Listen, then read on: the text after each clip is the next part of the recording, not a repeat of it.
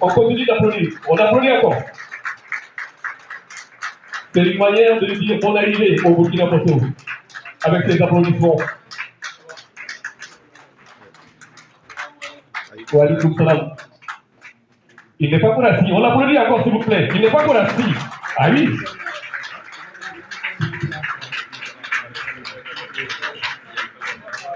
Merci beaucoup.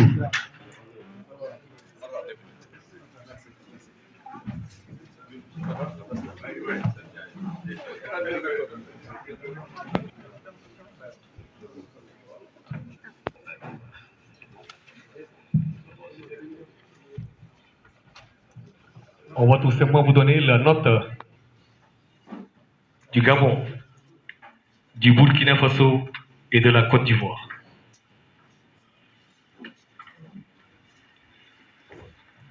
Aujourd'hui, on accueille une forte délégation qui nous vient du Sénégal sous l'instruction de son Excellence, Monsieur le Président de la République du Sénégal, Monsieur Macky Sall. Et cette grande délégation et cette forte délégation est dirigée par son Excellence, le ministre de l'Habitat, qui est venu rendre visite à ses amis, à ses compatriotes sénégalais ici au Burkina Faso, en passant par le Gabon, la Côte d'Ivoire et aussi le Congo. Aujourd'hui, il est avec nous. Donc je vais tout simplement vous présenter la délégation qui a accompagné le ministre de l'Habitat, M. Abdoulaye Seydi Sow, qu'on va applaudir très très fort, s'il vous plaît. Il est accompagné par Abbas Ndiaye, directeur de cabinet. Abbas Ndiaye, directeur de cabinet. On l'applaudit très très fort, s'il vous plaît. Accompagné toujours par Amadou Thiam, DG Construction. Il est avec nous. Et oui, il est aussi accompagné par Ousmane Ouad, administrateur PHS, ça veut dire Fonds Habitat Social. On l'applaudit très très fort, s'il vous plaît.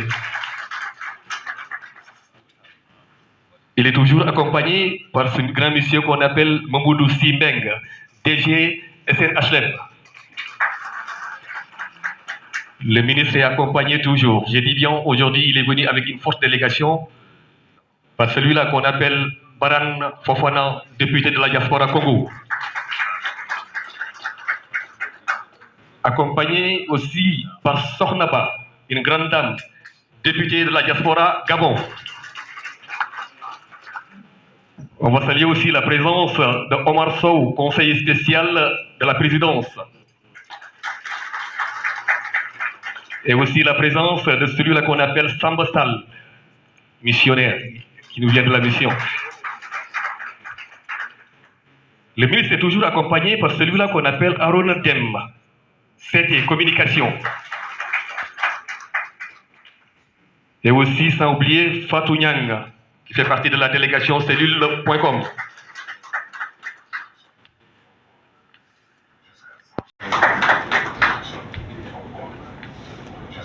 Une autre grande dame qui s'appelle Fatou Nyang, et oui, je dis bien, une autre grande dame qui s'appelle Teidiaï, chef de cabinet. On va saluer aussi la présence de celui-là qu'on appelle Napi Diouf, chargé de mission. Et aussi, pour terminer, on va saluer la présence de celui-là qu'on appelle Mamadou Moustapha Diop, directeur général SNHLM. Moussa Ndiaye, caméraman de la RTS. Binta Dior Bitey, journaliste 7TV qui est avec nous. Donc merci encore une fois de plus de les ovationner, de les applaudir très très fort. Voilà la délégation qui a accompagné le ministre de l'Habitat. Aujourd'hui, on est vraiment honoré de voir ce grand monsieur. Voilà le déroulé de cette rencontre. Pour commencer, on va faire une prière. Et c'est important pour nous. Parce que tout ce qu'on fait au Sénégal, ce qui est primordial, c'est la prière. Et pour cette prière, on va marquer une petite pause et donner à El Hadj Abuja, qui va faire prière et pour tout simplement nous donner des bénédictions pour que cette rencontre puisse au moins se passer avec une très bonne ambiance, c'est important, et aussi que la paix règne au Faso, au Sénégal et partout dans le monde. Donc on va donner la parole à El Hadj Abuja. Qu'on applaudit très très fort, s'il vous plaît. Bismillahirrahmanirrahim. Alhamdulillahi rabbil alamin. Sallallahu ala sayyidina Muhammadin wa alihi wa sahbihi ajma'in. Donc nous allons faire Fatiha Salatul Nabi, Salatul Fatiha ou bien n'importe quelle salat ala Nabi, Inch'Allah. Bismillah, astaghfirullah. A'udhu billahi minash shaytanir rajim. Bismillahir rahmanir rahim. Alhamdulillahi rabbil alamin. Ar-Rahmanir Rahim. Maliki yawmiddin. Iyyaka na'budu wa iyyaka nasta'in. اهدنا الصراط المستقيم صراط الذين أنعمت عليهم غير المغضوب عليهم ولا الضالين آمين. اللهم صل على سيدنا محمد الفاتح لما أغلق والخاتم لما سبق ناصر الحق بالحق والهادي إلى صراطك المستقيم وعلى آله حق قدره ومقدار عظيم. ربنا تقبل منا إنك أنت السميع العليم وتب علينا يا مولانا إنك أنت التواب الرحيم. ربنا تقبل منا إنك أنت السميع العليم وتب علينا يا مولانا إنك أنت التواب الرحيم. ربنا آتنا في الدنيا حسنة وفي الآخرة حسنة وقنا عذاب النار وأدخلنا الجنة مع الأبرار يا عزيز يا غفار يا رب العالمين. وصل اللهم على سيدنا محمد وآله وأصحابه أجمعين. سبحان ربك رب العزة عما يصفون والصلاة والسلام على المرسلين وآخر دعوانا أن الحمد لله رب العالمين. Nationaux comme internationaux du tabac lépp boo ko xayma 5000 unités d'habitation la woon 5 unités d'habitation boo ko déggee mooy kër ak terrain. Président mu ne nañ jógee foofu ñu àgg ci 100 000 logements ci 5 ans 100 000 logements léegi nekkatul ay terrain mais 100 000 kër en 5 ans mooy 20 000 par an. Mais loolu lu koy il fallait que ñu commencer par le commencement. Sénégal bu mu nekkee Sénégal ba tey musul am loi musul am ay règles yu organiser habitat social parce que habitat yaatu na mais am na lu ci bokk muy pàcc bu nga xam ne habitat social lañu ko tuddee amuloon loi amuloon dara. Président ci 2016 mu jël loi sur l'habitat social mu voté ko Assemblée nationale biñ ko voté ba pare mu ne jafe-jafe yi gaa ñi am ñaar la mooy ci banque yi boo ne gaa ñi nañ dem ci banque yi lépp am na ñu bëri mënuñ am garantie bi mu ne nañ créer lu nga xam ne mooy nekk ci diggante citoyen bi ak banque bi mën a jàppale citoyen yi nga xam ne amuñ doole ñu am garantie loolu moo indi fonds pour l'habitat social. tey ci Afrique juróom-ñaari réew ñëw nañ Sénégal xool suñu exemple jël suñu këyit créé ci seen fonds bu mel noonu ci seen réew biñ ci pare mu ne bu ñu defee ci àll par exemple ñu demoon ci Bambilor ou bien ñu dem ci Matam ou bien ñu dem ci Sénégal oriental ñu am suuf bu ñu amee suuf ba pare mais nit du dem rek tabax ci àll am na ay commodités yu war a jiitu mooy tali yi mooy yoon yi mooy ndox mi mooy courant bi mooy école bi mooy jàkka ji mooy église bi muy dispensaire bi. loolu mooy lu ñu tuddee aménagement bu njëkk ba promoteur bi mooy def aménagement mais promoteur bi bu defee aménagement ak lu mu ci def alalam daf ko répercuter ci nga xam ne mooy jënd kër gi bu waroon jaar 12 millions mu jaar 18 millions. Président mu ne léegi aménagement yooyu yëpp nag buñ ko def ci ndoxul promoteur bi buñ ko def aussi ci ndoddu ki nga xam ne mooy jënd kër nañ créer benn société bu nga xam ne moom mooy defar lépp état bi fay aménagement bi yëpp. loolu moo indi SAFRU bi ngeen di dégg SAFRU mooy société d'aménagement du foncier et de la rénovation urbaine.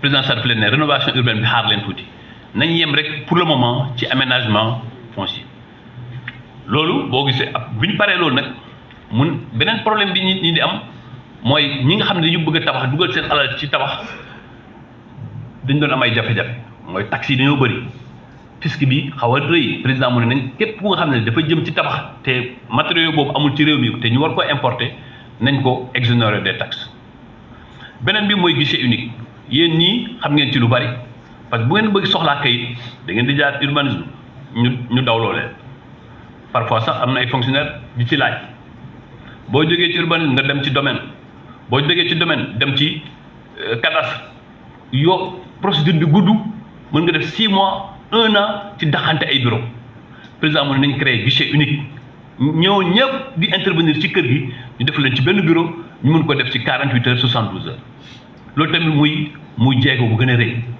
beneen bi mu ne nañ def HLM Arouna fàttali na ko sànq ñu def HLM ak SICAP ñu dooleel leen parce que HLM ak SICAP ñu fi nekk ñëpp te juddoo Sénégal xam nañu HLM gën na tabax ci biir réew mi gën na tabax man mi su may jox exemple Kaffrine HLM bu ma fa gis ça date de 64 65 amatul benn kër benn néeg bu fa état tabax président mu ne HLM na delluwaat ak SICAP nañ delluwaat ci biir réew mi loolu tamit mais lu dafay am accompagnement il faut que ñu jox leen suuf mais aussi il faut ñu jox leen koppar dañ leen gën a jox suuf gën leen jox koppar léegi ci fonds pour l'habitat social ñu am fa benn levier boo xam ne day financer SICAP day financer SNHLM mais aussi si suuf yi ñuy libéré ñu jox leen ci assiette foncière loolu dinaa ci ñëwaat parce que suma directeur général de la construction Amadou Thiam ak Ousmane Wade ak am Diagne Sy Mbengue dañ ma ne bi ñu demee Libreville bi ñu demee Pointe Noire ak bi ñu demee Brazzaville damaa wax jëpp ba ñoom amatul lu ñu wax dañ mën na léegi dañoo bëgg nga wàññi wax ji nga may ñu tuuti lu ñuy wax léegi de moom daa leen sédd ñu wax mais Harouna Dia dafa dem bu di ma agsi rek mu nuyu ma rek mu ne ma mais Ablaye mbaa lu concret nga ma indil ma ne ko léegi mu ne ma fii ba moom xaaruma leen lu concret ma ne ko dinañ ci wax mais li ci ëpp solo mooy ñoom dinañ ci annoncé li nga xam ni moom la ñu parce que man bi ma nekkee ministre de l'urbanisme man yàlla dafa ma booleeg Harouna Dia ci lu bari bi ma nekkee ministre de l'urbanisme bokk naa ci ñi ma njëkk oo moom mu ne ma Ablaye dama bëgg nga jox gëdd coopérative yi yu nekk ci diaspora bi président def ci engagé wu lu bëri mais bëgg naa yow nga jox ko gëdd bi ma ñëwee fii sax ma ñëw ci football organiser fii ba coopérative bi ma recevoir ko sama hôtel muy beneen bi wax na ci football bi mën naa témoigner président yaa gën a nekk ci ASC yi xam mais équipe nationale bi ñu ñëwee fii Burkina Faso ñu joué ba pare avant mu def ci lu bari ci biir mu def ci lu bari bu ñu paree mu ñëw ci hôtel ba ñu waxtaan ma ne ko gis nga Sénégal éternel recommencement rek li ñuy def tant que état bi joxu ci dooleem dugal ci lu bari dinañ ak mais duñ mës a gagné te loolu ñu ngi koy firndeel ci compétition yu bëri yi nga xam def nañu ko fi di mu ne ma Ablaye bu fekkente ni engagement président mooy tax ñu gagné coupe d'Afrique dinañ gagné coupe d'Afrique incha allah mu ne man danaa ci impliqué wu ba président dugal ci loxoom ni mu ci waree bi mu ñu bisee ñu war a ci loxoom ni mu ci waree bi mu ñu bisee ñu war a jouer contre Afrique du Sud mu ñëw Dakar mu ooma mu ne maa ngi fexe ba président ñëw mu jël téléphone maa ngi toog mu ooma mu passe ma président ne ma Harouna dafa bëgg a bousculer pour ma ñëw ci match bi mais comme que man préparé wu léegi la ma leen di yónnee sama soxna et c'était la première fois madame Faye ñëw stade ci Sénégal Afrique du Sud mu nekk déclic depuis boobu voyagé tuñ ci avion commercial tous les jours président mooy fay lépp lu nga xam ne prime yëpp jaar yoon te match bu nekk ñun ñu jokkoo maa ngi moom ci li nga xam ne président war na koo def ñu def kon ñiy wax fii moom wax na léegi ne ma ne am naa ci solo am naa ci importance ci li bi Matar Ba am na ci importance c'est vrai parce que moom moo nekkoon ministre des sports te di coordonner lépp waaye bu ñu waxee dëgg bu ñu amee Coupe d'Afrique ci Sénégal c'est l'implication forte du président moo tax ñu amul yaa aucune chose parce que te loolu Harouna Dia mi joué na ci rôle bu important bëriwul wax bëggul lu feeñ man sax bi ma gisee fii tey xaw na maa jaaxal te loolu tamit mooy honneur ak considération bi ma jox rek te loolu tamit maa ngi koy téye fu moo ko téye bëggul feeñ bëriwul wax waaye njëriñ li ak a bëri ci réew mi ci Sénégal fi ñu nekk dëkk yëpp man Kaffrine gi ma nekk am na ñu nga xam ne te am nañ fa ay kër Harouna Dia mi moo leen tabaxal kër te nekkoon ay ñu nga xam ne miskin rek mu ñëw jàppale te yàlla rek a tax te su ma ko waxuloon fii kenn du ko xam Abbas mi nga xam ne Kaffrine dëkk mësu koo xam loolu nag mooy jàppale ab réew bu méttee ak lu mu jafe-jafe nga taxaw te réew mi amul kenn ku mën a indispensable ou bien kenn ku nga xam ne du jeex adduna léppay jeex nguur goo gis day jeex alal joo gis day jeex parce que en fin de compte dañuy génn àddina mais trace yi ñu fi bàyyi ak yoon yi ñu fi bàyyi moo ci am solo naka la ñuy def ba bàyyi fi dara bi nag mooy ñu boole suñu xel boole suñu xalaat quel que soit suñu gis-gis quel que soit suñu point de vue ñu xam ne réew mi nag ñoo ko bokk réew mi dañ ko war a sàmm réew mi dañ ko war a téye réew mi moomuñu ko te ëllëg dañ ko war a jox ci yeneen loxo suñu loxo doom ak suñu loxo ba sët bu àggee foofu war na nekk lu rafet moo tax ñu nekk ci mission bi et ma gërëm ci Arouna bu baax a baax parce que joué na ci rôle bu important feddaliwaat lu digganteem ak président moom waxam mais feddaliwaat aussi man rakk ji ma doon ci moom te kóolute bi ma am ci moom confiance bi ma am ci moom ci lépp li may doxal te loolu dans sa famille la plus élargie képp ku ma gis na ko ci doxalinam ma gërëm ko sant ko bu baax a baax jàpp ne nag tey dana ñëw ak lu concret waaw monsieur le ministre dana ñëw ak lu concret comme que dama ñëw jàpp loxo rek na ma tey daal yaakaar naa ne lu concret xaw na koo junj si boo xam ni bu muy ubbi danañ ci ñëwaat mais ñu nekk aussi à votre écoute am na lu nga xam ni ay question la ay inquiétude ñu tontu ci mais aussi am ngeen ay suggestions parce que seen vécu ci li ñu doxalee li nga xam ne mën nañoo yokk parce que ñun amuñ prétention ne mën nañ lépp xam nañ lépp ñoo gën a mën lépp déedéet am na ay xel ak ay xam-xam ak seen expérience yi nga xam ne mën ngeen ko jox taataane ko ñu xool naka la ñuy def ba sottil ko mais ci li ma jàngat am ngeen ñaari problème promoteur nos citoyens de nos concitoyens de la diaspora benn bi dañuy liggéey ñaar fukki at fanweeri at xeex ñàq liggéey am sa alal nga jox ko say waajur ou bien say famille fu ñu tabaxal la parfois mu seey parce que waajur yi am difficulté dugal ko feneen te doo yóbbu say waajur police doo yóbbu seen waajur gendarmerie boo bëggee laqalool nga jaar ci promoteur privé ay promoteur privé yu véreux ak ñoo bëri parce que amul contrôle bu ñu amoon ci ñooñu léegi am na contrôle bu ñu ci def mooy agrément yi loolu tamit bu amee jafe-jafe yooyu naka la ñu koy résoudre naka voilà autant de questions yoo xam ni danañ ci tontu fonds pour l'habitat social danañ ci ñëwaat direction générale de la construction danañ ci ñëwaat léegi bu desee nag maintenant ci projet 100 000 logements président balisé yooyu nii yëpp bu mu ñëwee dafa ne nañ jël xam nga bu ñu nee 20% nañ ko jox diaspora boo xoolee représentativité bu fekkee démographique diaspora bi ne fait pas 20% de la population sénégalaise mais point de vue économique la diaspora fait plus de 20% parce que le cœur de notre économie tey lii milliards yi jóge ci yéen dellu ci réew mi kenn mënu ko xayma lu ci li ñuy xayma rek la ñu mën a yem mais ëpp na sax li ñuy xayma parce que y a les réseaux informels yu nekk ci suuf kon poids boobu le président bëgg a magnifier mais loolu nag il faut ñu critérier ko il faut ñu jaaral ko yoon wane transparence aussi ba ci nekk beneen problème bi ma constaté man en discutant avec les Sénégalais en discutant avec la diaspora c'est un problème de communication et d'information même nos ambassadeurs ont des problèmes de communication et d'information avec nous mais loolu comment la ñu koy régler président sant ma ne ma am na yenn pays stratégiques dans ce que nous faisons dans ces pays-là il faut recruter dans votre ministère quelqu'un et je vous donne l'autorisation pays yooyu nga jël fa benn nit mu dem ci ambassade ba ñu ubbi bureau de logement à chaque fois que les Sénégalais ont des problèmes mën a am interlocuteur boobu Inch'Allah dès la semaine prochaine nous recruterons ici au Burkina Faso quelqu'un qui est du Burkina, qui est du Sénégalais du Burkina Faso qui en a les capacités. On va les amener à Dakar pour une formation d'une semaine, 2 semaines et lorsqu'il reviendra il sera l'interface entre l'ambassade et nous mais aussi entre nos compatriotes et nous et il sera dans beaucoup de pays. Au moins, il y aura une trentaine de pays où et le Burkina Faso fait partie de ces pays-là.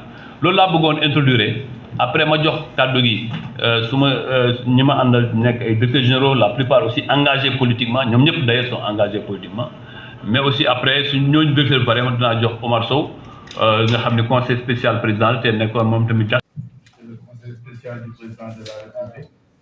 Donc je voulais tout d'abord vous souhaiter la bienvenue à terre burkinabé aujourd'hui. Et vous souhaiter plein succès dans votre mission.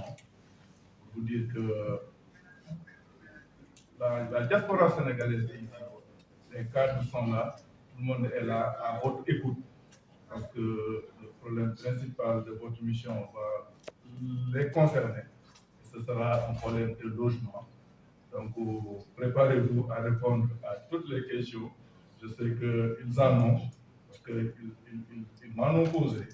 On a transféré, quand on a su que vous étiez en train de venir, donc ils sont prêts à poser toutes les questions et je sais que vous y apporterez les réponses idoines.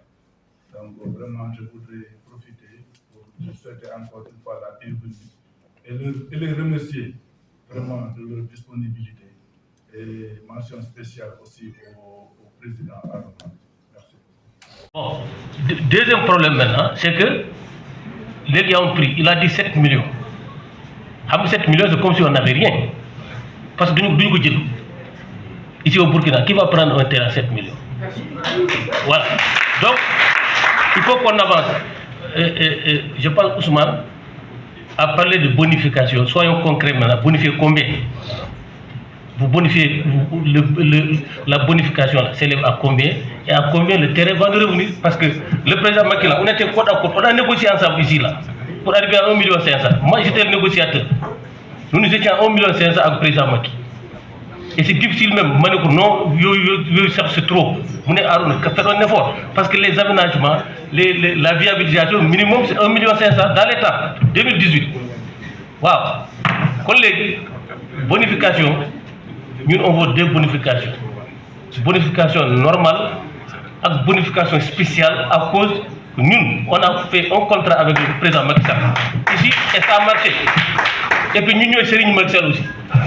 Voilà. C'est Serigne Bifi là. Donc c'est ça que je voulais vous dire.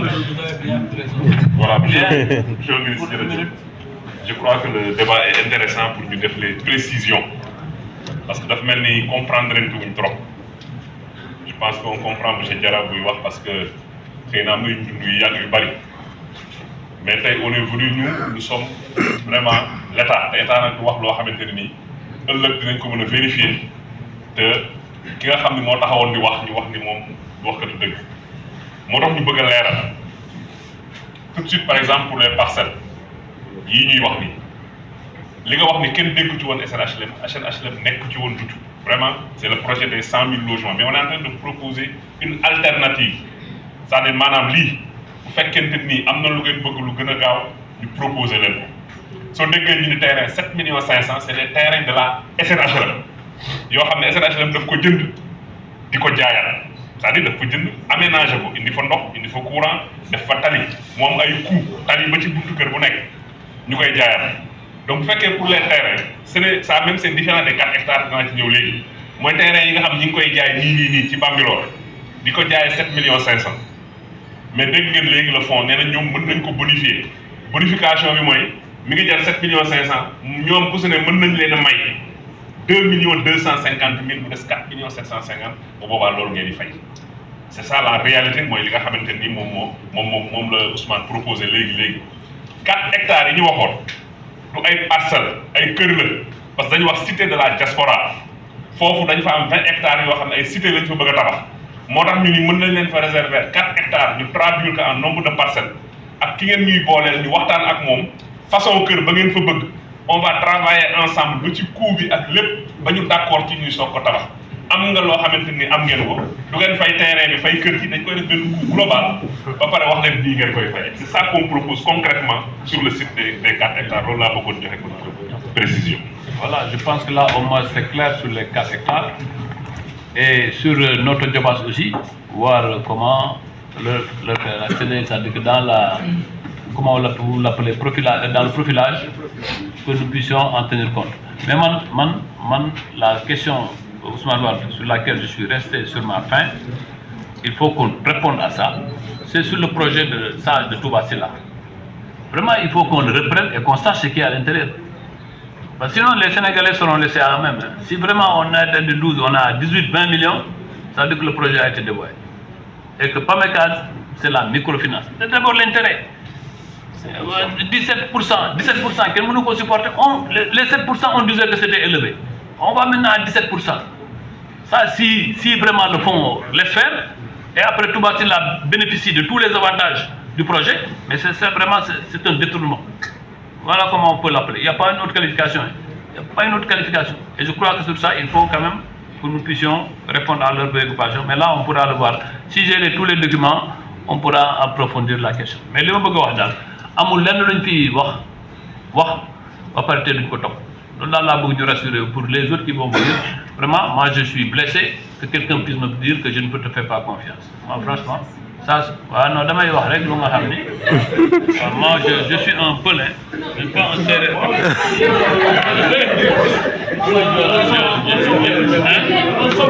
voilà ensuite je suis un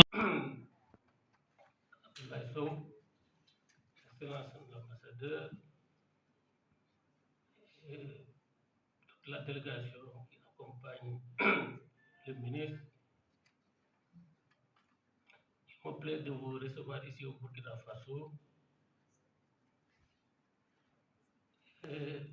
Un petit pays en matière électorale, mais très puissant dans le pouvoir du président local. Je pense que le président, il sait le rôle que nous avons joué, que le Burkina a joué dans la conquête du pouvoir. Quand il est arrivé ici en 2018, j'avais fait ici un discours mémorable. Je lui ai dit, Monsieur le Président, votre marabout est au Burkina Faso. Xam nga Sénégalais moom lu ñu def rek sëriñ mu ngi suuf. Tous les grands événements qu'il a eu à affronter, il venait ici. D'abord, sa première sortie, quand il a démissionné, c'est ici. Quand il a voulu construire la paix, c'est là qu'il l'a annoncé, au Burkina Faso. Les élections de 2009, historiques, qui a propulsé la paix à la surprise générale, il est parti d'ici. 2012, nous avons tout organisé. Et c'est moi qui ai dirigé la campagne à partir d'ici. Directeur de campagne, pas officiel, mais ici. Et nous avons gagné les élections présidentielles en 2012. 2019, quand il est venu ici en 2018 aussi, j'ai répété la même chose. Je vous dis, vous êtes venu ici, soyez assurés que 2019, vous serez élu. Et vous avez vu le résultat, nous avons gagné les élections de 2019 aussi. Donc il y a un lien particulier, il y a des choses que je ne dis pas aussi. La diplomatie secrète, discrète, parallèlement à notre diplomatie officielle, entre les autorités sénégalaises et les autorités burkinabées. Même pendant des événements douloureux ici, difficiles, de coup d'État, on a eu à manœuvrer en bas. C'est dire que notre pays, c'est vrai, on a 1000 inscrits à peu près, 1025. Électoralement, on n'est pas très fort, mais c'est un pays important. Sur un autre plan, Burkina Faso aussi, c'est un pays de transit. Vous savez, ceux qui vont au Congo, Gabon, la France, États-Unis, tout se passe par là. Nous avons eu tout le temps et nous avons toujours géré des problèmes ici concernant nos compatriotes. Alors, pour revenir au problème aussi, je vais quand même vous parler de mes rapports avec le ministre, qui est notre petit frère, mais qui joue un rôle très important dans le pays, surtout au niveau du sport, le football. C'est lui qui a ramené M. le Président de la République à aimer le football sénégalais et qui a donné les moyens à notre équipe nationale, qui l'a permis de gagner la Coupe d'Afrique pour la première fois. Ce n'est pas gratuit. Et ça aussi, c'est parti du Burkina Faso ici.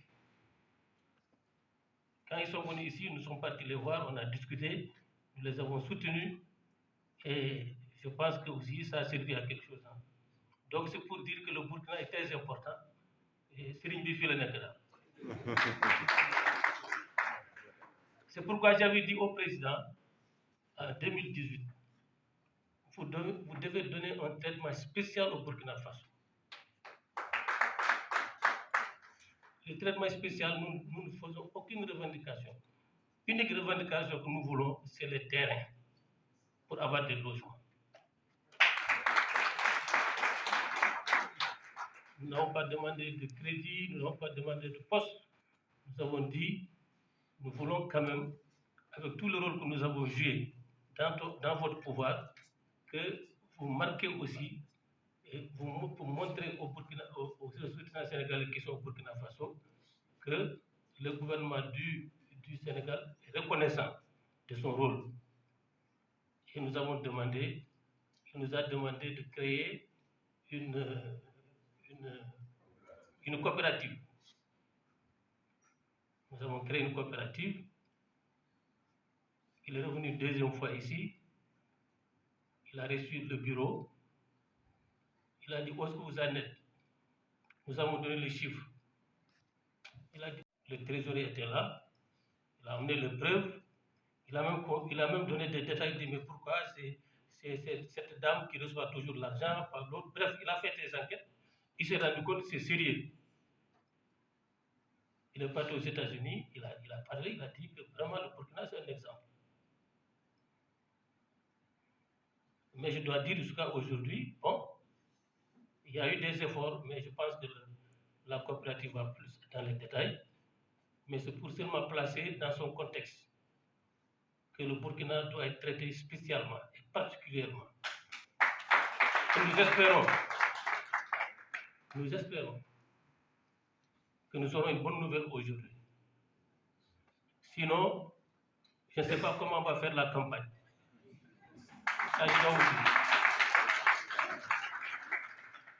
Au notre secret du Burkina, nous n'avons jamais perdu une élection ici. Et attention, le Burkina, c'est un pays test. Retenez ce que j'ai dit. Un pays test. C'est-à-dire que nous sommes toujours à 5-10% du taux national. Moi, dès que Banfora sort, Poudougou sort, et le premier bureau de Ouaga sort, je fais mes calculs, ça donne une projection, la tendance. Ça a été toujours comme ça. Nous n'avons jamais perdu une élection ici. On a des scores qui varient entre 60 et 80%. Donc, quelles que soient les contraintes, monsieur le ministre, que vous avez amené vraiment une équipe choc et qui répond à nos préoccupations. On m'annonce maintenant l'arrivée des SNHLM. Parce que je me posais la question, pourquoi des sociétés sénégalaises, j'ai dit ça même au ministre une fois, pourquoi on n'entend plus de SICAP, on n'entend plus d'HLM, on ne parle que de promoteurs privés qui bouffent l'argent tout simplement. Et la diaspora souffre de ces promoteurs-là. Alors, quand on nous amène au fond de l'habitat et le directeur de l'HLM, déjà c'est rassurant. Parce que nous pensons que vous allez nous donner nos terrains, nous allons nous endetter au niveau du fonds de l'habitat qui nous permet de construire des logements moins chers avec la société SNHLM. La boucle est bouclée. Donc, monsieur le ministre Petit Frère, je te remercie particulièrement le rôle discret que tu joues aux côtés du chef de l'État. Et je pense que toi et le ministre Ba, vous avez joué un rôle très important dans le football sénégalais. Tout le monde doit te remercier pour ça et te féliciter. Et pour ma part, je continue à être un lien entre les autorités et mes compatriotes qui sont là, que je remercie particulièrement. Et je m'excuse aussi parce que je suis presque invisible depuis 3 années à Ouagadougou ici, même, il ne faut même pas me voir moi ici. Depuis le Covid, moi je me suis enfermé, je ne sors pas. Et parce que vous savez que j'ai été marqué par la disparition de notre regretté Aline Badara Cissé, qui était venu nous voir ici.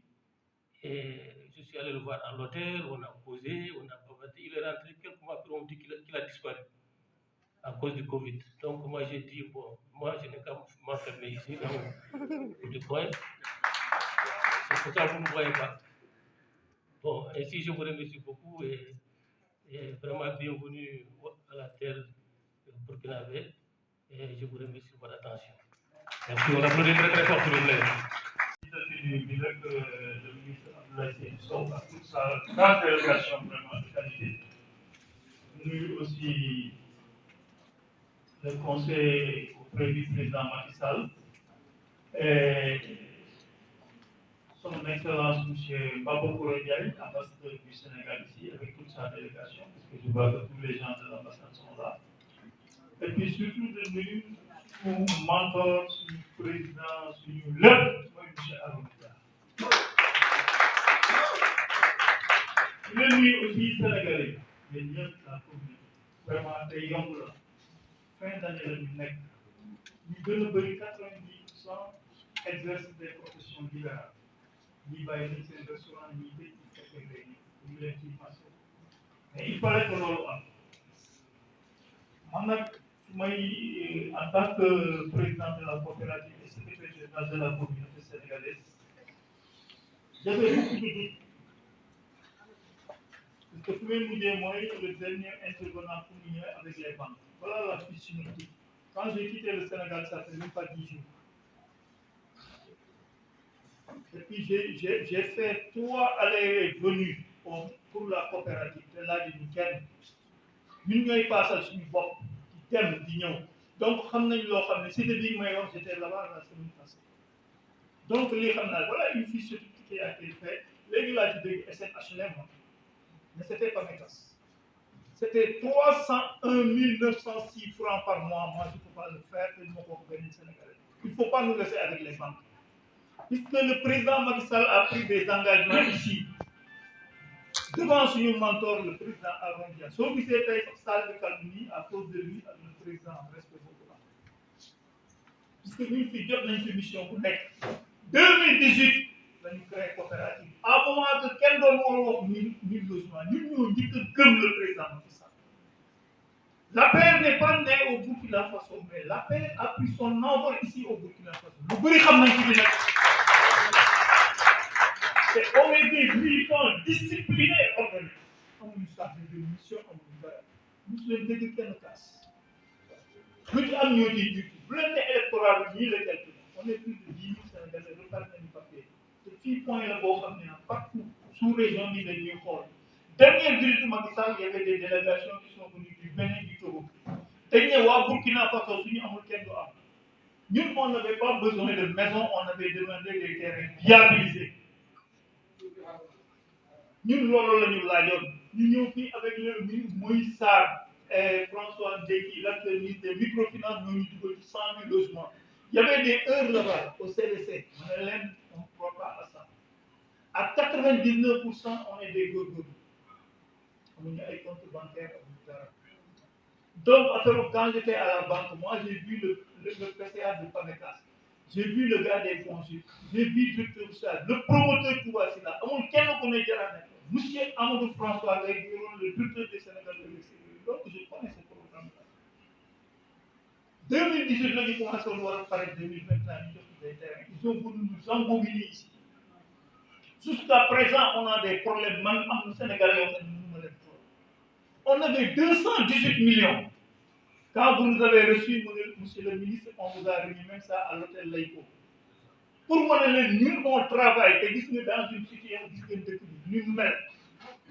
dëkk bi gis ngeen ci ñaata coup d'état actuellement dafa métti tous les gars ce qu'ils veulent c'est de rentrer mais li ñu ci waxee nii les banques yi ñu boole dem naa ko toog on peut pas le faire def nañ ci réunion on a écrit au chef de l'État bu jaaree par son suñu président ñun on n'a pas eu de réponse ñu def un mémorandum dem à l'ambassade du Sénégal voilà l'ambassadeur sans bruit sans heure wax ko li ñu bëgg jusqu'à présent amuñu réponse tey xaw ngaa dal sama xel tuuti ne vous avez 4 hectares mais gis nga tant que gis nga ci carte parce que dafa am lu topp suñu ginnaaw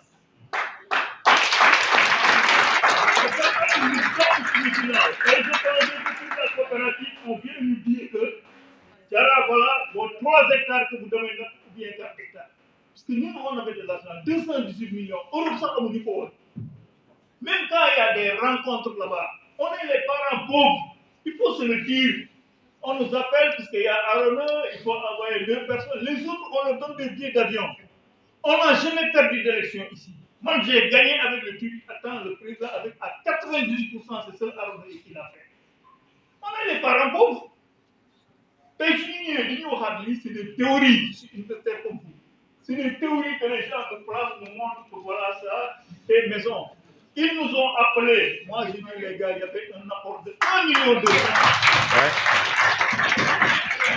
moi je suis parti ils m'ont demandé je faisais partie ils m'ont dit qu'il faut 1 million 200 apport le président ne nous a pas dit ça le projet là c'est le président Macky Sall bi ñu demee fii à l'hôtel lay ko moo jël calculatrice ak fii calculé c'était 1,9 million ma topp ko président mu ne ma Jara vraiment solo 1,5 million on vous donne les terrains on n'a rien vu émission fait taw loolu ñu fay ay billets d'avion di daw su xamee ñun c'était diaspora visité naa ko mais j'ai vu des maisons maanaam la piscine bi yu mu am 2 chambres et quelques les maisons voilà la piscine synoptique je l'ai donné à n'importe qui j'en ai beaucoup c'était pour les 5 ans c'était 301 906 francs je suis économiste on a calculé j'ai dit les pourcentages que vous avez dit lors même des remises des clés le président n'en revenait pas pour 10 ans il faut 191 000 par mois on connaît les banques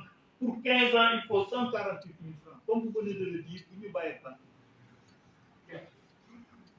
suñu ko defee man je suis le premier à démissionner je peux pas je l'ai dit depuis une ñëwee réunion les gars on peut pas le faire il faut redire au président parce que nous on a fait une coopérative avant les 100 000 logements donnez-nous nos hectares et puis on construit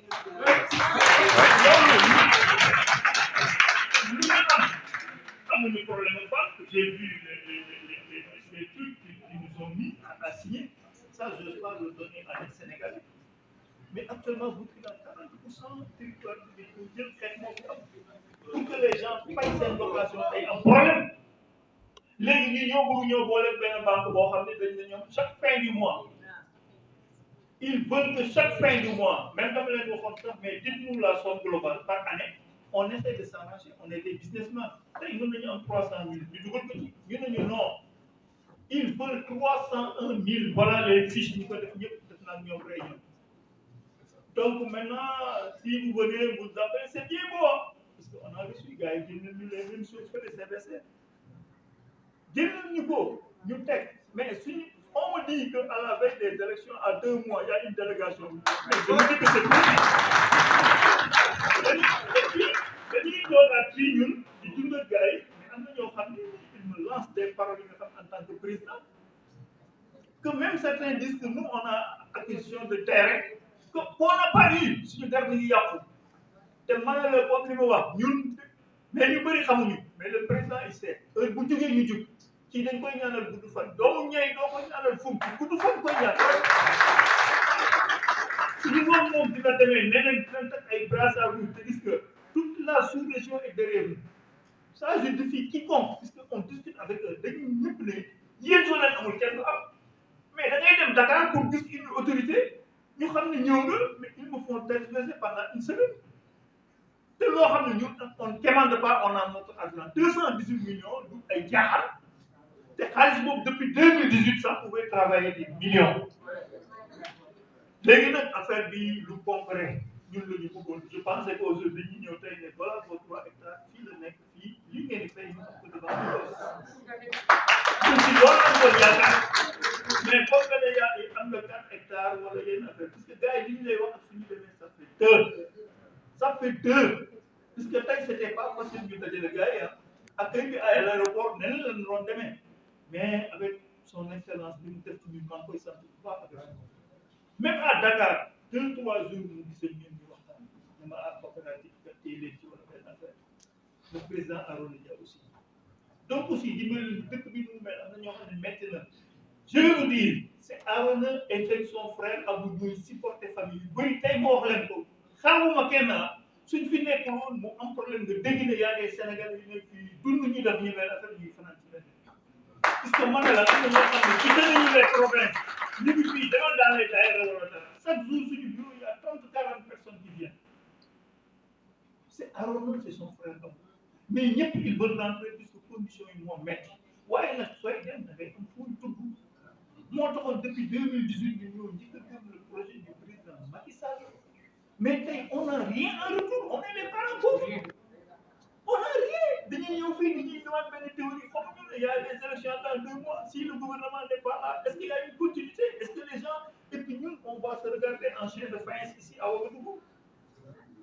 man damay rus dem ci yenn événement yi parce que nit damay gis joxal ma sama xaalis c'était pas sérieux mais l'argent est là tey ñu dem ba loolu am ko donc revoyez vos positions bu leen ñu bàyyee banque yi su doon loolu ñun pour nekk parce que j'ai vu j'étais à Dakar j'ai laissé un de mes compatriotes jëmee na foofu côté Diakhirat mi ngi toog foofu di tabax même si c'est avec délégation on prend les papiers on construit puisque fii métti na soo fi toogee lépp yokk dëkk bi doxatul wala benn affaire da nga fi mënti am dette mais soo fi amee benn terrain nga defar ko on ne peut pas prendre des dettes pour 5 ans xamuñu 5 ans ndax dangeen dund commencé nañ 2018 suñu ñëwee ay 2000 horizon 2035 qu'est-ce qu'on va faire donc am na yoo xam ne ni il faut que ñu jéem ko arrêter li ci mën a nekk on nous dise la vérité mais après on nous laisse avec des soi-disant banquiers dem naa ko voilà les projets du ñu fait voilà les fichiers de tout man j'étais à Dakar il y a même pas je suis revenu je repars donc xam nañ li fa nekk à cause même du président Arona Dia avec ce qu'il inculque ak fu mu nekk ak li muy defal état bi yooyu normalement les gens là devaient quand même nous donner ça pour ñun honorer ñu amuñu attaché amuñu rien dans ce gouvernement. On s'est battu quand Abdoulaye Wade a laissé Macky Sall première visite fii au Burkina Faso ñun ñuy daw di daanu ci ginnaaw. Mais jusqu'à présent, on veut des terrains, on nous pose des conditions draconiennes. Il y a des gens qui ont eu plus que nous. Donc, monsieur le ministre, le président Macky Sall, deux, le président Arona, puisque que man su ma nee tey damay fay état bi ay 200 000 wala dara avec les conditions da ngay xëy 1 mois doo liggéey donc ñun nañu jox ay terrain viabiliser ko ñu def ci li ciy def dem ko. nañ moytu politique bi yaakaar ni politique loolu neex nga def loolu neex nga wax te doo lay ak suñu borom man tey li ma fi indi xam nga d'abord mënoon naa xaaral man élection intéressé wu ma man élection bi may nekk dinaa fa gagné lu ma wóor la waaye tey su ma amee responsabilité état ñu def ko ci principe de continuité de l'administration ñu war cee taxaw man awma ci période bi ma parewulee kenn gisuma fi gisee nañu hôtel mais boobu maa ngi doog a ñëw ci li nga teg foo teg sa bopp ci dëgg na nga gëm ni aussi ki ngay waxal am na lu mu gëm ci dëgg bi ma paree tey war la mën a teew wax ni fonds pour l'habitat social fii la toll SAFRU fii la toll lii fii la toll maa tax ma ñëw teew fi parce que ëllëg danaa layoo ak yéen mais danaa layoo aussi suñu borom dañ ma jël ay responsabilité dama ko assumer jusqu'au bout ak ni mu gën a rafet loolu laa bëgg nit ñi ñu jàppalante aussi ku ci nekk fu nga teg sa bopp nga teg ki ngay waxal foofu parce que man dara ëllëg responsabilité la ñu daje feneen su ma dajee yow bëgg naa ma bañ a rus bañ a sëgg te loolu lu koy im mooy lépp li may wax mu nekk dëgg te fépp fu ma jaar ci àddina man fépp fu ma jaar ci àddina man ragalu ma nit xam nga kilifa da ma doon wax ni ku ragal nit rek ñeme yàlla ku ragal nit ñeme yàlla mais ku ragal yàlla nag doo ragal nit moo tax engagement bi ci mënta jël xam nga man léegi-léegi bi mu waxee xaaruma ñu def jeté man dama ko tontu immédiatement ma ne ko doo ñu bàyyi ak banque yi parce que c'est ça notre responsabilité doo ñu bàyyi ak banque yi balaa ngay wax lii wax naa ko sama waay luy tax ñu toog fonds pour l'habitat social c'est pour interface pour atténuer les effets de la banque pour les ménages yu ndaw mais mënu ma ñëw fii ma ñëw xam nga man doon ñëw sax dëkk ba aéroport ngeen am seen brassage dama koy ne jàmm xool parce que c'est ma responsabilité de faire face aux difficultés de faire face aux problèmes et de trouver des solutions aux problèmes mais tant que le problème n'est pas clairement posé mais du mën a am lettre yi nga wax Arona jox na ko président jox na ma ci mais président su ma jox du ma répondre à une question ponctuelle rek pour Burkina Faso bañ a bàyyi ñeneen ñi il faut que je vois la solution globale et après de voir techniquement ce qui est possible et de venir vous la proposer c'est pourquoi quand je suis prêt je suis là aujourd'hui te ëllëg dafay jara sóoraale xam nga li may wax di man dama d'abord pour respect par mes compatriotes pour respect pour la responsabilité qui me confie mais aussi un respect que je dois à Arona Dia mën naa fi wax bu nga xam ne mas naa la wax yow ou bien keneen lu nga xam ne def ko jamais de la vie du ma ñëw fii ma ne la te DGHLM bi ma ko wax dama ko ne wax ma lu wóor est-ce que 4 hectares c'est disponible mu ne ma semaine prochaine je peux mettre à la disposition moi j'ai ma réputation aussi à défendre moi je ne suis pas dans la politique politicienne moi j'ai ma réputation à défendre mon honneur et ma crédibilité à défendre je peux pas accepter certaines choses am na loo xam ne du ma ñëw fii rek wax parce que wax naa man élection dama ne élection man am naa base ni Arona amee base noonu la amee base Kaffrine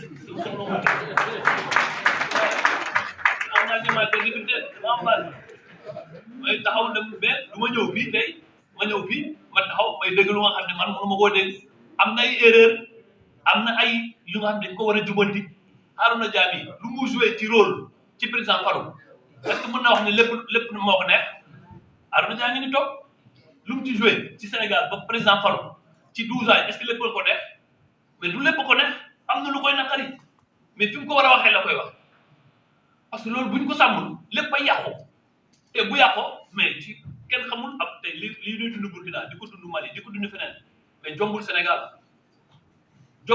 te Arouna ma mos a wax mu ne ma ñun diaspora du poste mooy solution il faut qu'on nous aide à être un levier économique suñu dimbalee gaa ñi am kër suñu dimbalee ci li ñuy liggéey fii mu encadré wu dans le processus mu mën a réinvestissement Sénégal ñu sécuriser les investissements on aura tout gagné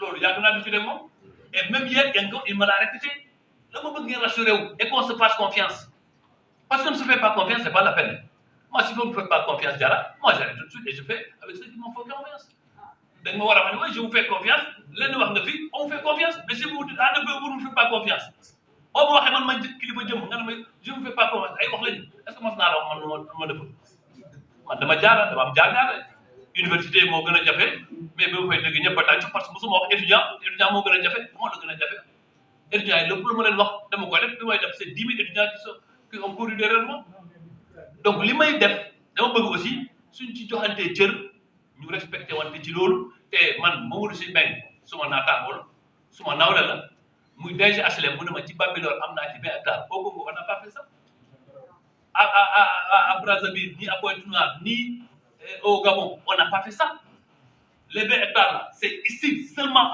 au Burkina que je lui ai dit de s'engager sur les 4 hectares lu tax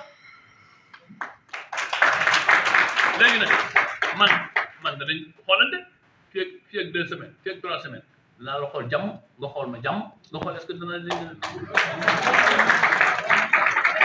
dama bëgg daal ñu nekk ñu wóoluwante te ku ci nekk xam nga man rus naa jomb naa Arouna mii budul kenn Arouna mii ma koy wax lu dëgg jamais de la vie Arouna xam na ma bu baax et président aussi xam na ba gis nga may waxee ni man noonu laay waxee fépp j'ai ma liberté et j'ai mon indépendance et j'ai mon honneur et ma crédibilité mon honneur et ma crédibilité nag se mettent au-dessus de tout loolu bu amuloon léegi kii dana tontu ci loolu les banques là ce que tu me dis sur 301 000 c'est inacceptable parce que quand même ce serait dévoyer tout le projet si vraiment on dit à la banque nous demande des mensualités de 300 000 c'est dévoyer tout le projet et ça je l'aurais accepté parce que je suis celui qui a en charge cette politique le président de la République ne peut pas tout faire te gis nga il faut que ñu relativiser yu bëri gis nga président de la posture bu muy nekk parfois il n'est pas appelé à régler tous les problèmes et je disais hier au ministre Arouna Dia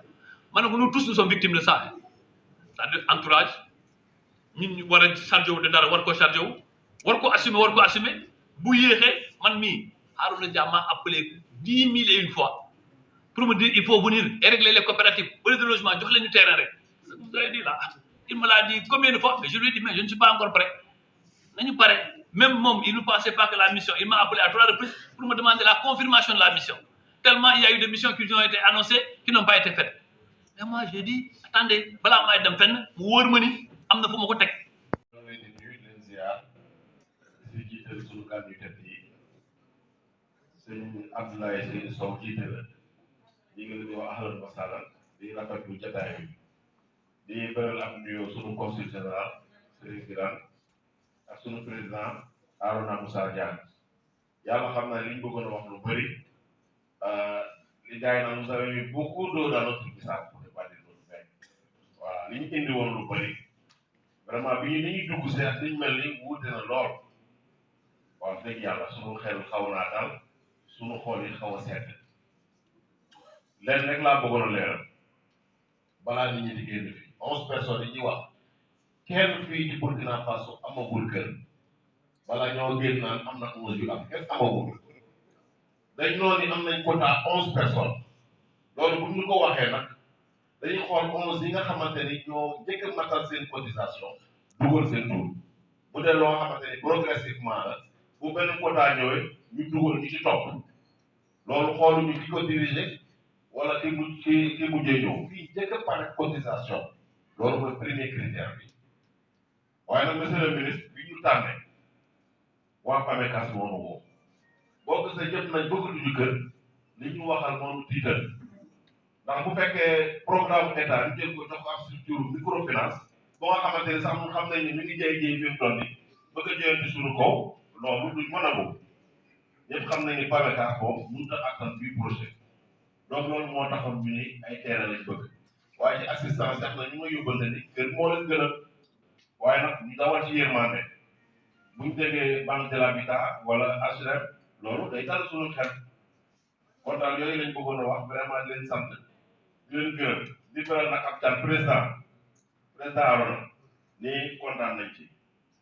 dama ko wax ni ko Fallou waxee waaye say ñëw bi kontaan nañ gars yi dañ bëgg di la gis parce que ñun yow lañ fi nekkal ci terrain bi chaque fois gars yi bëgg nañ di la gis day dalal seen xel saa yoo yëkkate kàddu rek seen xol day seet kon del ñëw léeg-léeg bàyyi kii bi bàyyi retraite bi da ñëw ci gars yi ndax dañ laa namoon ni nga lay yóbbate nag monsieur le ministre ci président Macky Sall ñun bi ñu ànd ak moom alal taxul parce que kenn gisul jox na benn dërëm poste yi taxul ndax mosoo dégg sax ñu ne Burkina am na benn suppléant ci liste député yi wala am na benn consul bu ñu fi fal wala benn chargé de mission mosoo koo dégg waaye kenn mosu moo dégg ñuy kaas li tax ñu topp ko ginnaaw yàlla ak bëgg Sénégal jëmm ji moo tax te moom li tax bu joxoon ñu Macky Sall ñu topp ko da koo liggéey ci dëkk bi man dama géwél waaye kaa yu bëri ci man lay jaar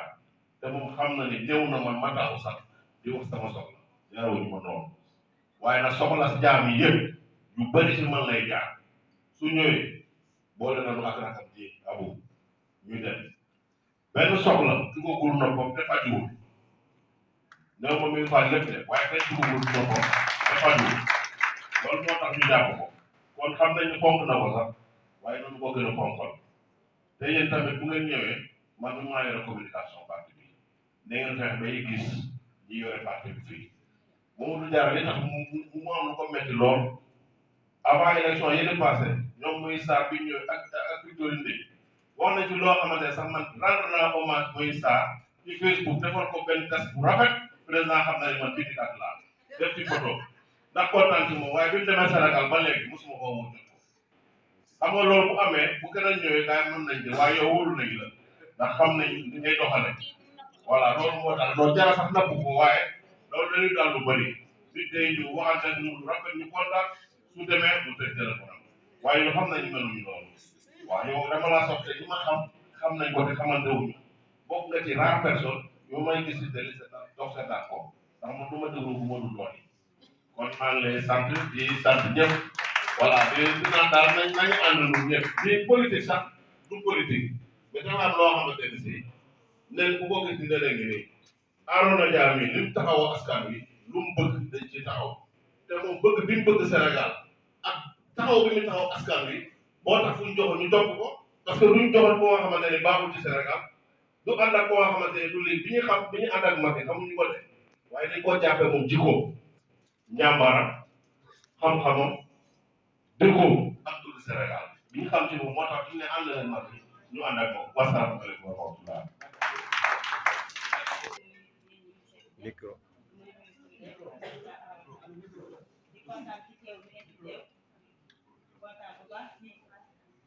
li leen fi ñëw tey en tout cas kontaan nañu man nag li ma fi tuddee tey mooy restauratrice ndax dama leen di ne il faut pour nga am ci kër yi il faut nga am revenu bu 450 000 voilà léegi nag ñun dañu mën a xam ndax ñun ñuy jaay ceeb mënuñu wax exactement revenu bi ñu mën a am ñun tey mën nañu am marché am 500 000 wala ñu am 200 000 wala 150 000 dañu bëgg a xam ndax am dañu mën ndax ci lañ bokk am déet wala dañu naan ah forcément bu weer dee lii yéen di joxe wala ñun dañu ko bëgg ngir signé ñu loo xam ni ah lu ñu am rek ñëw dugal lu ñu am ñëw dugal ndax ñu mën a am ci ñëw suñu waaj ah xam naa daa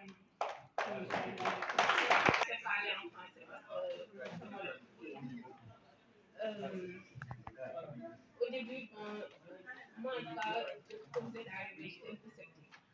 Parce que je prends la parole au nom je suis la secrétaire générale de la coopérative. On a entendu beaucoup de choses. Au début, c'était des parcelles. Il était question de parcelles. Il y a eu une mission, on est revenu, on est rentré dans le programme des 100 000 logements. On avait eu beaucoup de difficultés à faire adhérer nos partisans dans ce programme. Et j'ai eu aussi la chance de participer à la rencontre lors de la remise, la remise des clés, les premières remises de clés. Et quand vous dites que comment Fabrica s'est rentré dans la danse, je pense que ils avaient dit qu'ils étaient à mesure de donner à un prix abordable. Et le président a dit celui qui s'en occupait, nous avons donné ce duel, comme ils disent qu'ils peuvent le faire. Et à notre grande surprise, c'est aller à des histoires de 300 000, 400 000. Moi, personnellement, on m'a appelé. Je lui ai dit non, je ne peux pas donner mon avis parce que je suis issu d'une coopérative. Et je sais qu'il y avait deux lots. Le lot, un lot de 11 personnes que Pamicas a appelé. Et un lot de 16 personnes, si je ne m'abuse, que le ministère a appelé. Donc, il y avait amalgame. Vraiment, on ne se retrouve pas. Et c'est pour ça que quand le ministère a dit qu'ils ont appelé des gens, peut-être qu'après, on va se rencontrer pour qu'ils nous disent qui ils ont appelé. Mais toujours est-il que personne n'a eu de clé. Moi, à la remise au palais, j'ai eu une clé. C'était symbolique parce qu'on était deux représentants du Burkina et ils ont donné aux autres. Nous, on n'a pas eu. On leur a dit non. On a été délégués par un pays. On ne peut pas rentrer sans clé. Ils nous ont donné 2 clés. On a été visiter la cité de, je ne sais pas comment ça s'appelle, à Bambilor, de Sage. On a été visiter, mais ça s'arrête là. Personne n'a eu quoi que ce soit. Donc vraiment, ceux qui sont dans la coopérative, je pense que c'est des choses qu'on va régler en famille. C'est pas ici qu'on va dévoiler ça. Personne n'a eu de... Moi j'ai eu une clé, mais j'ai pas eu de maison. Voilà. C'est une clé qu'on m'a eu. C'était symbolique, j'ai pas eu de maison. Voilà. Et vraiment, c'est quelque chose qu'il faut que nous-mêmes, moi-même, quand la dame m'a dit de m'inscrire, je l'ai dit, je ne sais pas dire parce qu'il faut que tout le monde parle pour qu'on sache nos questions, qu'on puisse poser nos questions. Vraiment, c'était ce que je voulais ajouter. di rafetlu seen kàddu bu baax a baax a baax dama kontaan lool parce que li suñu mbokk yi wax léegi dëgg la parce que depuis le début leeru woon lool ci xelu ñu bare te moo tax ma bëggoon dellusiwaat encore ci li ñu wax ba pare enfin leçon yi attribué ñi nekk Burkina ba pare parce que bi fi daje woon la fois dernière c'est parce que dafa yokkoon ba à 16,17 millions moo taxoon ñu reculer un peu mais tey li ma dégg ak li ma déggoon du benn ndax mel ne wàcceeku na ba je pense 13 ou 14 millions je pense mais bu fekkee ne am na ñu ko mën a attan bokk ci coopérative bi te seen tur génn ba pare est-ce que duñ leen laaj bala ñoo virer carrément ci terrain yooyu moo tax ma ne woon naa ñëwaat wax ci parce que man xam naa li ci tabaxal sa bopp dafa métti loolu je sais de quoi je parle. benn budget de 10 millions ngay am nga lay wax après mu dem ba 20 millions j'en ai vraiment souffert xam naa loolu man ku mel ne man ak peut-être ñeneen ñu bokk ci coopérative bi bu ñu amee lu pare ba pare ñu commencé verser di fay avec tant mieux man de wax dëgg yàlla loolu moo ma gënal voilà peut-être que am na ñoo xam ne aussi loolu moo leen gënal voilà ñu xool rek quoi mais ba ñuy bañ la fois dernière c'est parce que dañuy njort ne dafay yokk ba ay 16 comment ñu yokk ma sax woo nañu ma bokk naa ci ñu woowoon mais nag du ma mën a wax sama kàddu parce que dañoo am ay kilifa woo jara ñii ne ko jara ne ma noonu nañ xaar ba def réunion d'abord mais bu fekkee prix bi wàccaat na ba ay 12 millions 13 14 je pense ñu xool ñu ko mën attan ko ñu engagé wu quoi am loolu mooy sama kàddu ci wax ni quoi. Depuis le début notre incompréhension. Parce qu'on ne parle pas la même langage. Depuis la création de cette mutuelle de l'habitation, c'était pour le terrain. Je me rappelle bien notre rencontre avec le président Macky Sall à l'AECO. C'est lui-même qui a pris son téléphone portable pour calculer. On avait négocié de nous donner le terrain. Nous, au début, c'était de nous donner le terrain seulement. Le président a dit, nous, on ne peut pas donner le terrain simple, laisser ça avec les gens comme ça. Il faut que ça soit viabilisé. Pour viabiliser un terrain, minimum, il faut 12 500 le mètre carré. Il a pris son téléphone calculé, il dit que minimum, il faut payer 1 500 000 pour avoir un terrain viabilisé. C'est avec ça que nous avons pris l'engagement de créer ce budget. C'est avec ça. Ça fait depuis 2018. Avant le programme de 100 000 logements. En fait, c'est ça qui a créé un problème de population. Donc, les gens sont ajoutés 100 000 logements. Donc, tout est mélangé. Maintenant, on parle de maisons de 12 millions. 12 millions, c'est pas qu'il y a 14, 15, 17 millions. Bref, moi, ce que je propose, si c'est possible, de nous trouver ailleurs, là où vous voulez, 3, 4 hectares. Nous allons utiliser notre argent 10 à quelques millions pour viabiliser notre nous-mêmes. Parce qu'à l'origine, c'était ça. Si c'est possible. Et si ce n'est pas possible, le projet de la SLEM, ça c'est une condition quand même. Ce qu'il vient de dire, on n'a pas encore de détails. S'il y a des détails, si c'est abordable, on peut payer, mais on veut que ça passe au sein des mutuelles. Parce que vous avez appelé les gens là individuellement, venez amener ça, il faut faire de l'argent 15 000, il faut chaque mois verser ça. Nous, on ne travaille pas comme ça. Ça doit passer au sein des mutuelles. Vous devez s'adresser aux mutuelles, les dirigeants, parce que nous devons accompagner les membres. Personne ne va se lever ici pour transférer de l'argent au CFA. Non, ça ne se passe pas comme ça. C'est pour ça que nous n'avons pas répondu et personne n'a vu à envoyer des papiers ni transférer de l'argent. C'est pour ça que nous n'avons pas répondu. Nous, ça doit se passer au sein des mutuelles. Donc voilà les propositions que je voulais faire. Si c'est possible, nous, on peut faire ça. Avoir 3 ou 4 hectares, on va utiliser nos fonds pour viabiliser nous-mêmes. Si c'est possible, si ce n'est pas possible, le projet de la SLEM, si on peut avoir des détails, si on peut participer à projet, on participe. Mais le terrain de 4 millions, c'est ça, 7 millions, ça, c'est pas possible. Et maintenant, il faut que ça soit clair. Ici, personne ne va payer un terrain pour les 4 millions. Salam alaikum. Vous avez les résultats que nous avons obtenus. Il y a eu la c'était nous avons commencé au président de président et ça s'est transformé en plusieurs ministères, plusieurs services sont greffés. C'était la politique. Et j'ai reçu Diara, en France, engagé fidèle depuis les moments difficiles avec nous. C'est comme ça, et le ministre a été franc aussi, c'est pas la politique politicienne. Les autres délégations, c'est la politique, on cherche le mot gentil. Là, ça a été franc. Vraiment, je suis content, je sais que vraiment nous allons réussir. Et moi, je suis très fier parce que le président, on a réussi. Il était très gêné par ce qui s'est passé. Gêné. Le président a fait plusieurs séjours de mais c'est pas possible, mais c'est pas possible. Mais voilà, maintenant c'est possible. Voilà. Maintenant, vraiment, je remercie tout le monde et je m'excuse. Bon, les gens ont dit que je suis absent, je suis pas absent, ah, vous êtes là.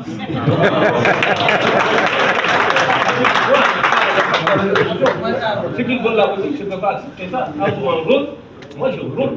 Je ne peux pas aller voir à vous, vous pouvez encore venir me voir. Non. On fait 3 à 4 ans, on peut pas vous voir. 3 à 4 ans, c'est beaucoup.